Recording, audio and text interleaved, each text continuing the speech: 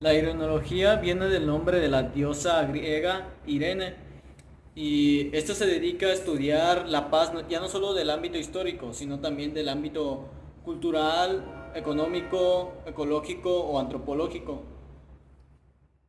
Para hablar sobre la paz, sus clasificaciones e historia, primero hay que tener una idea cercana sobre qué es. Y esto se podría decir que es la ausencia de guerras o de conflictos entre individuos o naciones.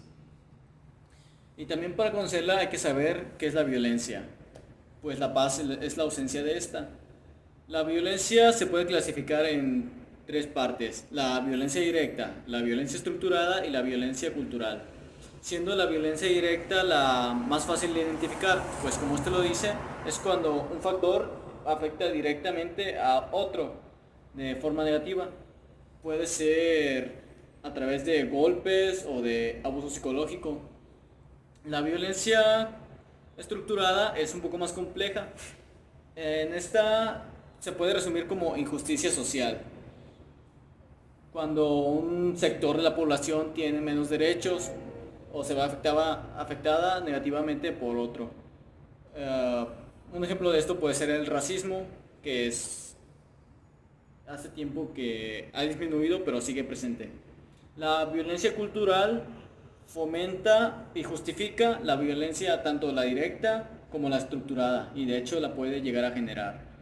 Un ejemplo de esta es cuando en unas películas los villanos siempre son de un tipo de raza y se le denigra a otro. Ya conociendo estos tres tipos de violencia, se puede clasificar la paz en paz positiva y paz negativa, siendo la paz positiva la que no tiene la violencia directa, la cultural ni la estructurada, y siendo la paz negativa la que solo no tiene la paz directa. Pero se podría decir que la paz positiva no puede surgir sin antes haber pasado por la paz negativa. Ya conociendo la clasificación de la paz, hablemos un poco de la historia.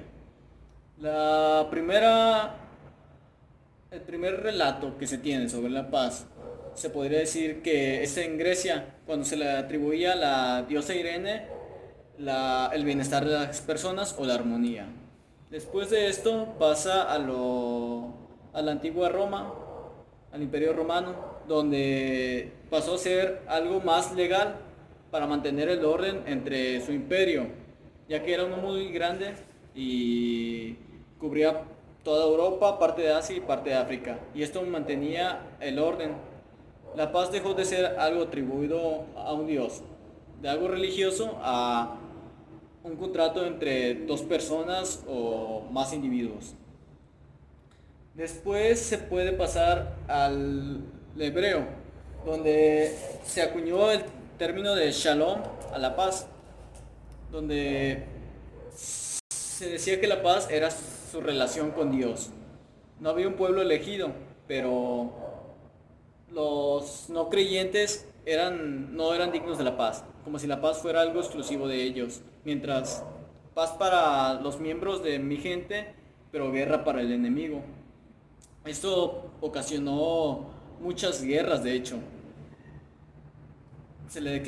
Ocasionó las cruzadas o guerras cristeras. Ya más en el occidente, con el budaísmo, había un libro que se llamaba el libro sagrado, el Upanishad, donde el Upanishad, donde no había un dios, pero todos teníamos un alma y esa alma formaba un solo individuo. Y por lo tanto todos éramos hermanos y ninguno estábamos encima de otro, por lo que no toleraba la violencia ni la agresividad. Un ejemplo de paz del mundo contemporáneo es Mahatma Gandhi, quien en 1947, unos años después de su muerte, a través de movimientos pacíficos pudo lograr la independencia de India de Gran Bretaña. Primero a través de movimientos como Marcha por la Sal y después a través de huelgas de hambre pacíficas, donde le hicieron ver al mundo que en realidad ellos merecían la independencia.